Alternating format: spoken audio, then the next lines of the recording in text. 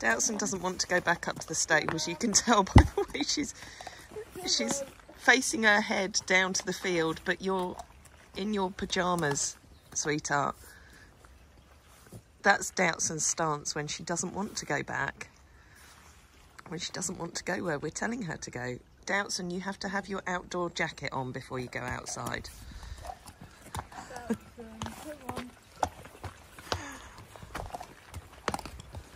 No, she still wants to go. They're all very good at saying what they want and what they don't want. But Doutzen, we're not giving in. We're not bringing your jumper down here. You have to come back up to the barn to get your raincoat on. I don't know, maybe that's the compromise we have to make. No.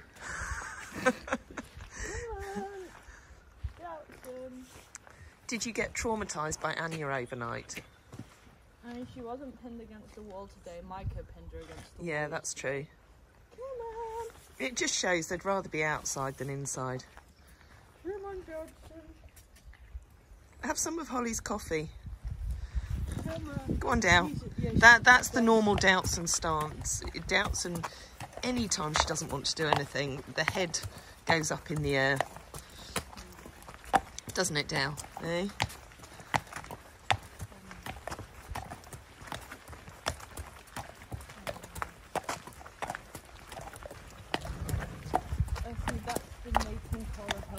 Yeah, that's Anya calling you, wanting you back. There's Annie. Hello, Annie. I mean, in Italy, it's custom to go for post-meal walks. So, I think it is in lots of countries, isn't it? Yeah, so that's what Doutzen's just done. Yeah. Have a chat to Hannes. She's going to run away again now if I'm not quick enough. No, she'll clear up the scraps on the ground. And this boy's off to the vets today. Aren't you, Hannes? Doutzen. Try and get to the bottom of what's going on with your eye, eh? Oh, Annie, don't pull faces at her. See, this is why Doutzen is a victim of... No, but she's started traumatising others in the field, hasn't she? She's found her dominance now. It's only because Sydney's there. Oh, and Jackie, if you can believe that. Yeah. She's quite so actually. Whilst Doutzen heads down to the field, I've just popped Hannes out. And don't look if you're too squeamish, but as I mentioned earlier, Hannes is heading off to the vets today to go and have a biopsy on his eye. If you saw the video before, Hannes has had lots of problems with sarcoids around this eye, and he's had a growth appearing inside his eye for a while. So we took him up to the vets last month and he had some treatment for what they were hoping it was, but it turns out that it's probably not that. So we need to get a biopsy and see exactly what's going on before we can see what options there are for him to try and sort it out.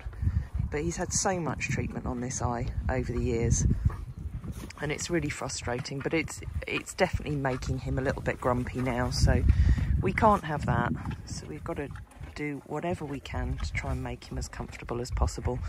But it does come with a big risk, because obviously taking a biopsy from an area where there is a lot of sarcoid tissue could cause it to become more aggressive and make it grow even quicker. But we'll discuss all the options once we get up to the vets. We'll discuss it with Sam, who's treated him for years and years now. So the extremely savage beast called Doutzen is now safely returned to her pasture, and you can see her bum over there. By the looks of things, she's just stood there in the mud being strange, as per, doing the weird little hippo walk, even though she can walk better than that, because she is actually an elite athlete and the most athletically gifted one we have here at the current time. And I'm here with Renska, who I'm going to bring in because I think she's still a bit tired, because she's quite cuddly at the moment and she was straight over to the gate. And as lovely as it is when she's affectionate, it's not like her, because Renska's a very sweet horse, but she's never normally, she doesn't show her I don't know the words for this, but she's not really affectionate like some of the others. Annie's a very affectionate horse if you scratch her. But yeah, Renska, not normally, and it's not like her to be first over to the gate either. Child, on the other hand, is always here because she's always in the thick of the action, because she's a very strange little creature. Slightly demonic in many respects. Peppa Pig, again, she came in the other day, did she? I don't know, I can't remember. Oh yeah, she did and dried. And Sid also wants to come in. You can see him in the background there because he feels hard done by. However, he's only 8, so he has to learn to tough it out. But he's southern though, so he's struggling to acclimatise. So in here we have Renska. She's currently free range. She can go where she likes. But she's up from the field today because when I went down there with Doutzen to pop her back out this morning, Renska, she's a very kind horse, but it's not in her nature to be particularly affectionate. And she was quite, you know, cuddly down there, quite affectionate. So that to me is a sign that, you know, she's feeling a bit, she's a bit tired. She wants a bit of loving and she just needs to come in and have a bit of a break. And that's the thing, they do tell you what they need. They have their own ways of communicating that to you. And with Renska, you can tell because she looks a bit tired. And she's also, as I said, you know, that little bit more affectionate. And as well, it's like this morning, she was first over to the gate, whereas normally she never is. She just sort of hangs back and lets the rest of them come over. So, yeah, it's just interesting, the little signs they give to you of telling you what they need. Because they know what they need and they know how to tell you what they need, because they know that ultimately, you know, you have control of their welfare and that you'll give it to them. So here she is. It's like My Little Pony the other day. He had a sore foot, so he escaped from his field, walked down to the barn. We stood out here one morning, so I polished his foot, took his shoes off because they were a little bit long, which wasn't helping him. And then next day his foot felt better. We let him loose again, like Renska is now, and lo and behold, the little man took himself back to the field. Whereas Renska right now, normally she doesn't actually enjoy being inside. She'd far rather be outside. So the fact again that she's actually choosing to be in the stable tells you everything that you need to know. And it's very important that you learn to listen to your horse because you have to. You know, the other interesting thing about Renska is that when she is in one of the stables having a little sleep, as soon as she's revived and ready to go again, she stands at the stable door and starts kicking it a bit. Not a lot, because it's not in her nature to be destructive or particularly assertive, but she does, and that's her saying that, right, I'm done now, I need to get back outside. And right now she's chosen to get back outside.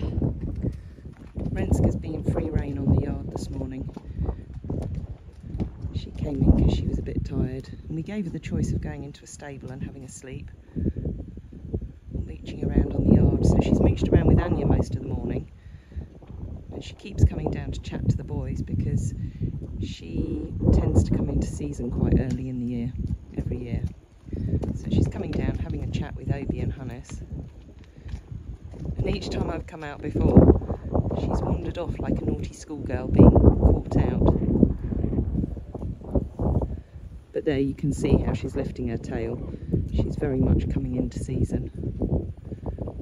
Which a lot of people say that horses don't come into season through the winter. But I know from Renska and her sister Femma, they've always traditionally come into season very early in the year. And it must be something to do with their bloodline. Renska's actually a January baby herself, as is Nika, who's her niece. But we're not attempting to breed anymore. So they're quite happy having a chat there and even sharing their haylage. Was just doing all the feed, and we heard hoof prints in the barn, and Renska had decided to make her way in out of the rain because it's absolutely torrential outside. She's decided she wants to go in the stable for a bit. It's only because there's carrots in there, but whether she stays, I don't know. No, she might not. No. Carrots and treats. Yeah. Are we leaving the stable door open for her? Yeah. She can decide what she wants to do today. Yeah.